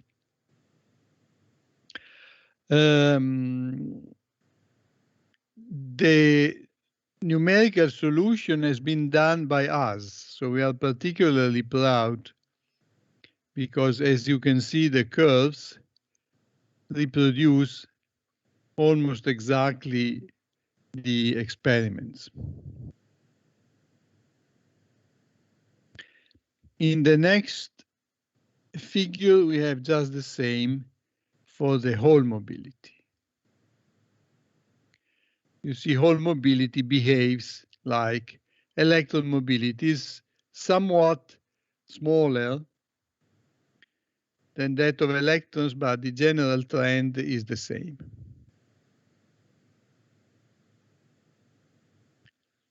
So this is it for the model of semiconductor devices. From now on, we shall start considering the individual devices, and we start with a very simple one, that is the p-n junction.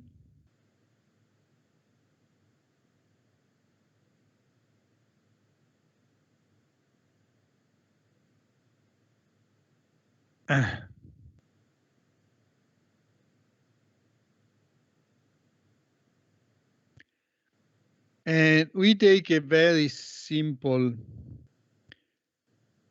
case that is, first of all, a one-dimensional case. And the structure of the p-n junction that we consider is not so realistic. Okay, p-n junction is a semiconductor in which one part of the volume has a dominant dopant concentration of the p-type and the other part has a dominant concentration of the n-type. We take an oversimplified structure in which one part of the device, the p-type part, that is the one on the left, is doped with a constant concentration of acceptor atoms, okay? And the other part is doped with a constant concentration of donor atoms. So we have the p-type region on the left, the N-type region on the right.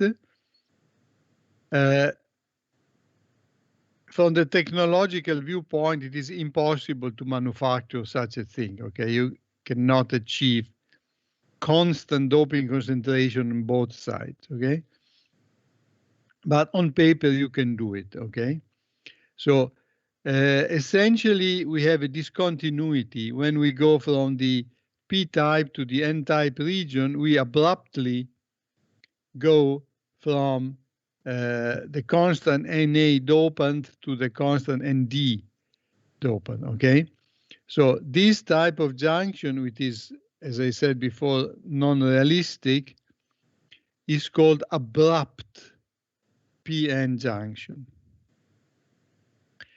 Since the structure is one-dimensional, we can take the x-axis parallel to it, and we place the origin at the point of discontinuity of the dopant, okay? By the way, the term PN junction has two meanings. PN junction may indicate the device as a whole, globally. Or the term PN junction may also indicate the position in space where there is the transition between the P-type to the N-type dope, okay? So sometimes in order to distinguish the two things, the two meanings, the last meaning, that is the place where we go from the P-type to the N-type dopant, is also called metallurgical junction, as you can see in the figure. To continue, we assume that the constant Na is larger than the constant Nd. And we also assume that we are in the non-degeneracy condition, that is, the dopant concentrations are not too large. And also that we are in the completely ionized situation, that all dopants are ionized, okay? Now, you remember what happens when we have a semiconductor in which the dopant concentration depends on position. We cannot use the Fermi level anymore. We should use the E sub f bar function. And this function, as you remember, is equal to a constant that we call Fermi level again, less the electrostatic potential energy of the electrons. And in turn, minus U is equal to plus Q phi, where phi is the electric potential, okay? So can we calculate somehow some properties of this function EF bar? Well, we can follow this reasoning. We assume that the two sides of the PN junction are unlimited in space. Of course, this is not realistic, but for the moment, we consider that the N-type region on the right goes to infinity, and that the P-type region on the left also goes to infinity, okay? And then we say, well, if the N-type region goes to infinity, we can go away far from the junction enough to reach a position or a range of positions in the semiconductor in which the N-type side of the junction behaves like a uniform N-doped semiconductor. because we are so far from the junction that it is impossible to detect that somewhere far away there is a junction. Okay, so we assume that going far away on the right, we can consider of being like in a uniform and doped semiconductor. Thanks to that, we can calculate the position of the function EF bar with respect to the edge of the conduction band or the valence band, because it is like being in a uniform semiconductor with some ND doped constant doping concentration. Okay, and we can calculate the position of the Fermi level. We do the same if we go far away on the left. We repeat the calculation, and of course we expect to find that the Fermi level will be closer to the valence band. Okay. Instead, when we go near the junction, there is nothing we can say about EF bar, okay, because EF bar, it will follow somewhat the electrostatic potential, so EF bar will connect the right value to the left value, okay? But in any case, although qualitative, this reasoning provides us with some information, because we see that this function EF bar has two asymptotic values, okay? And these asymptotic values can be calculated because they correspond to the positions of the Fermi level of uniform semiconductors, okay? Now, consider now the value at infinity, okay? EF bar at infinity will be EF plus Q or times phi at infinity. Similarly, EF bar at minus infinity will be the same constant plus Q phi at minus infinity. Obviously, EF bar is different at infinity and minus infinity. So, by the same reason, phi will be different at infinity and minus infinity. So, the difference phi of infinity minus phi of minus infinity takes a name. It is called psi 0 and takes the name of built-in potential. Why is it built in? Because this potential is due only to the presence of the non-uniform dopant concentration. That forces the difference of the function EF bar on the two sides. Okay. Sometimes psi 0 is also called barrier potential, and it is indicated with psi b instead of psi 0, but it is just the same, okay? You also remember that the zero of the electric potential can be chosen arbitrarily. So from now on, it is convenient to place the zero of the electric potential at infinity. So we now impose that phi at plus infinity is 0, which also means that u of plus infinity is 0 because it is proportional to phi, and that is E bar f at infinity is equal to EF. So this fixes the constants, so to speak. Okay.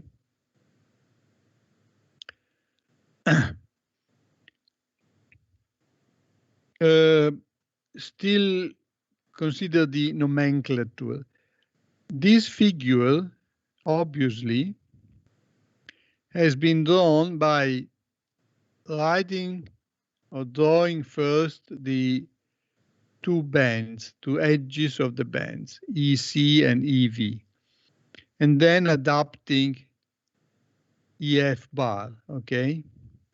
So this is a method for drawing these functions that goes under the name of diagram of the straight bands, because bands are indicated by straight lines, okay? This is not the only way of drawing the bands, okay? We shall see another one later.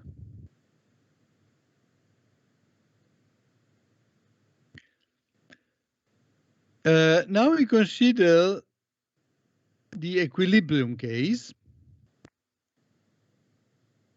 And you remember that in the equilibrium case, the mathematical model of semiconductor devices reduces to the Poisson equation.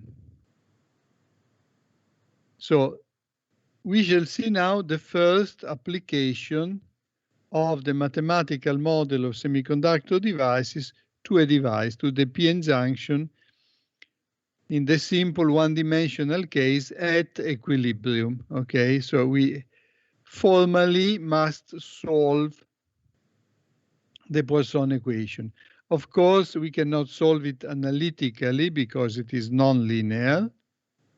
Okay, but at least we can state the form of the Poisson equation, and we can also find the boundary conditions for the Poisson equation, okay? So we now start calculating the important quantities of the p-n junction at the boundaries. The boundaries for the moment are plus infinity and minus infinity, that is far away from the junction, okay?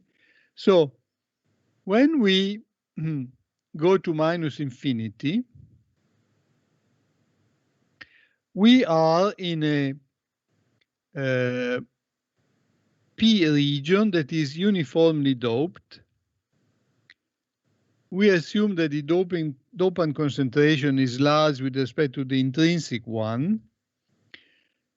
And you remember in the uniform equilibrium case, it is very easy to calculate the concentrations. We have that P, that are the majority carriers, have a concentration that is practically equal to the concentration of the dopants. Conversely, the minority carriers, that are the electrons, have a concentration, you remember, that is Ni squared divided by Na, okay? We give these two quantities special symbols, PP0 and NP0. PP0 means the asymptotic concentration of holes in the p side, and P0 is the asymptotic concentration of electrons still in the p side. Then we go on the n side, on the right, we go to infinity. And of course, the concentration of the electrons that are the majority carriers is Nd. That of the holes is Ni squared over Nd. And we give these two quantities the special name Nn0. That is the asymptotic concentration of the electrons in the n zone. And Pn0 is the asymptotic concentration of holes in the n zone or region. Okay. Now we remember that plus infinity is also the place where the zero of the potential is. Okay. And we remember at this point another symbol. P up 0, you remember, P up 0 is the concentration of the holes where the electric potential is 0, but in our case it is at infinity. So P up 0 is equal to P at infinity, that is Pn 0. Similarly, N up 0 is equal to Nn 0, okay? Now remember that for the non-degenerate case, we can use the exponential expressions. We are in equilibrium, okay? The exponential expressions of the electron and hole concentration. And we are in the fully ionized condition. So N at infinity is equal to, using one of the formulas that you remember for the electron concentration at equilibrium, is N up 0 exponential of Q phi at infinity over KT. So this is the general expression of the equilibrium concentration N, but then we know that N at infinity is like ND.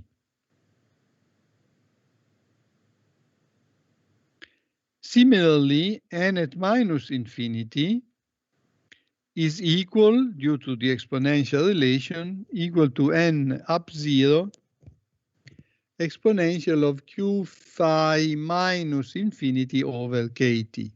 But on the other hand, you can see it here, N of minus infinity is equal to Ni squared over Na, okay? Now we can take the ratio of these two lines, okay? So when we take the ratio of the left-hand side, we have Na and D over Ni squared. When we take the ratio of the right-hand side, we have that N up 0 cancels down. Then in the ratio, we have Q phi of plus infinity minus phi of minus infinity, which is the built-in potential. So we have this relation is equal to exponential of Q psi 0 over KT.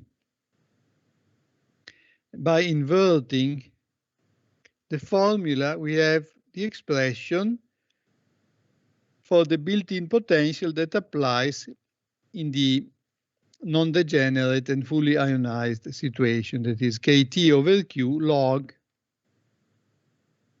of Na and D over Ni squared, okay? We can immediately estimate the numerical value of it using some typical concentration. So for instance, if we take Na equal to 10 to the 16th atoms per cubic centimeter, Nd equal 10 to the 15th atom per cubic centimeters, room temperature, that also gives you Ni similar to 10 to the 10th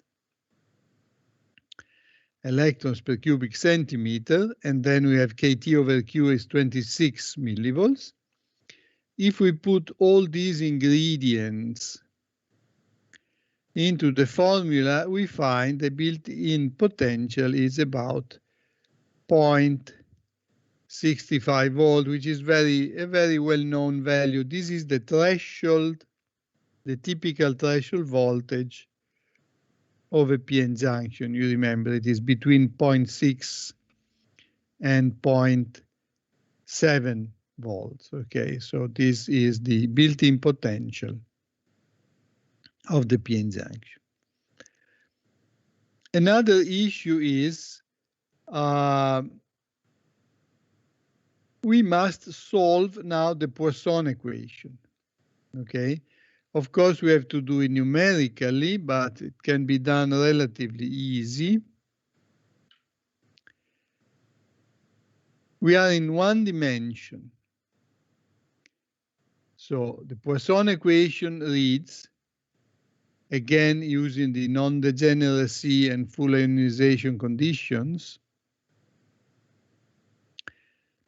we have the second derivative of the potential, phi, is Q over the permittivity of the semiconductor. Then we have N minus P minus the dopant, because the minus sign that was originally on the left has been embedded in the right-hand side, okay? So the electron concentration is N up 0 exponential of Q phi over KT. The whole concentration is P up 0 e to the minus Q phi over KT. And then we have the dopant concentration, which is a piecewise constant function. You remember, the dopant concentration is the net dopant concentration. So it is in general defined as ND minus NA. On the right of the junction, there is only ND here. On the left, we have ND minus NA, but on the left there is only NA, so it is minus NA. Okay.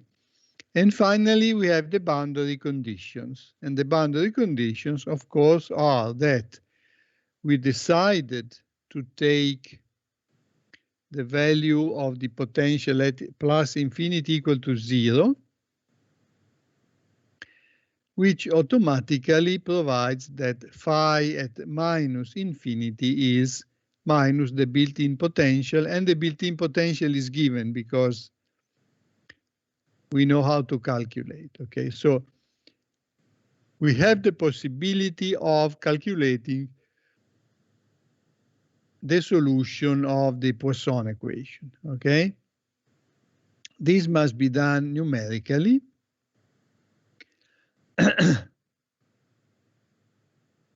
And the qualitative outcome of the calculation is shown in the figure, okay?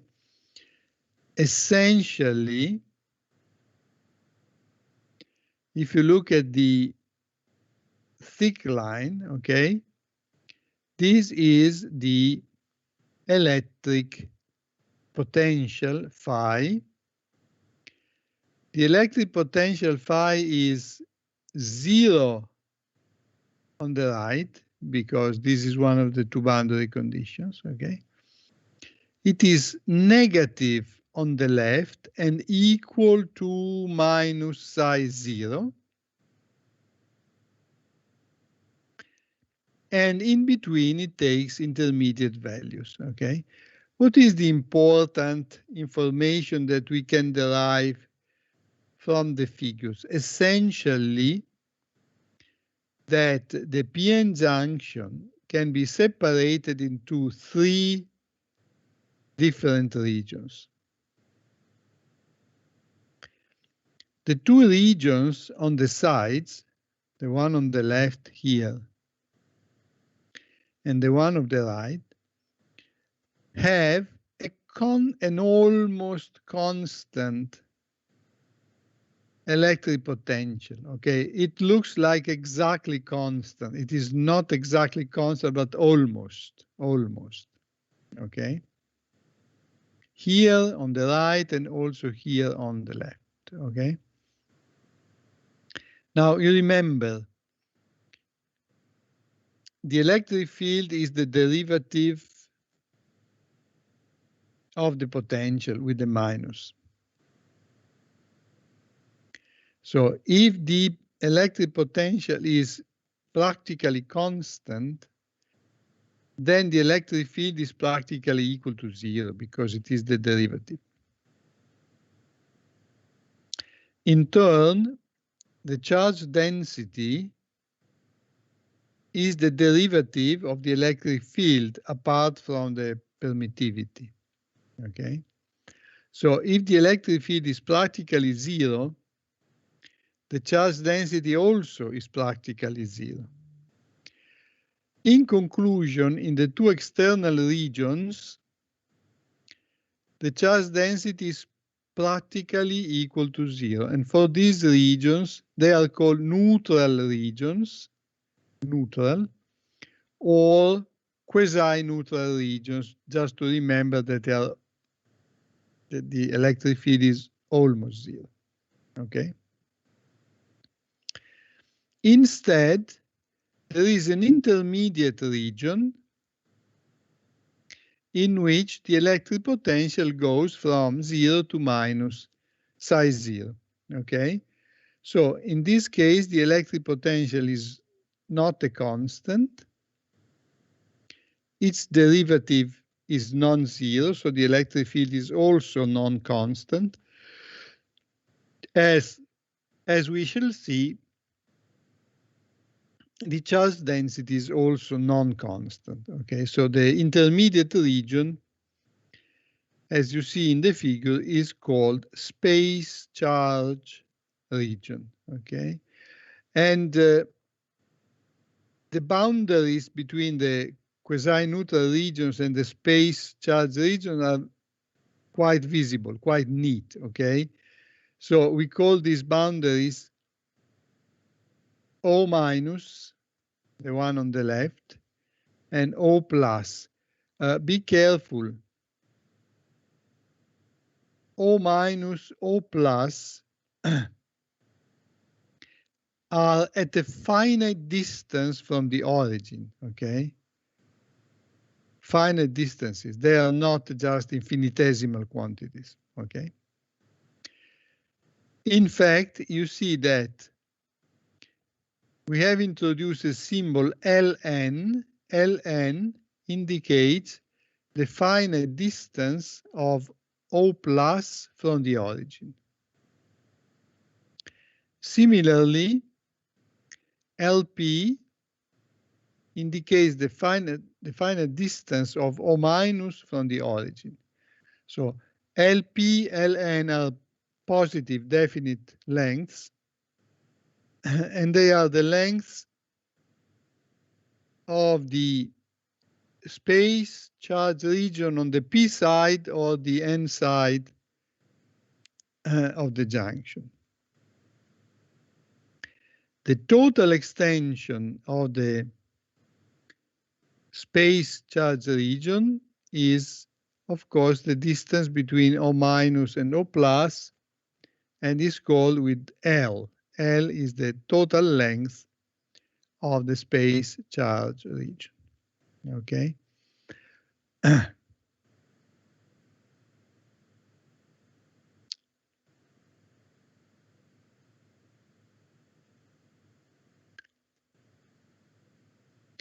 Now we are almost near the end, but I just want to mention that since we are in the equilibrium case, the only unknown of the problem of the mathematical model of semiconductor devices is the electric potential, okay? If we succeed in calculating the electric potential by solving the Poisson equation, then we know, as you can see in the figure, we know the value of the electric potential at each position X in the semiconductor. As a consequence, we can calculate at each position the concentration of the electrons by doing n up 0 times exponential of q phi over kT. And similarly, we can find at each position in the semiconductor the value of the hole concentration by doing p up 0 exponential of minus q phi over kT, okay? So in equilibrium, after calculating the electric potential, we calculate automatically, so to speak, the concentrations of the electrons and holes, okay? You can also notice another thing.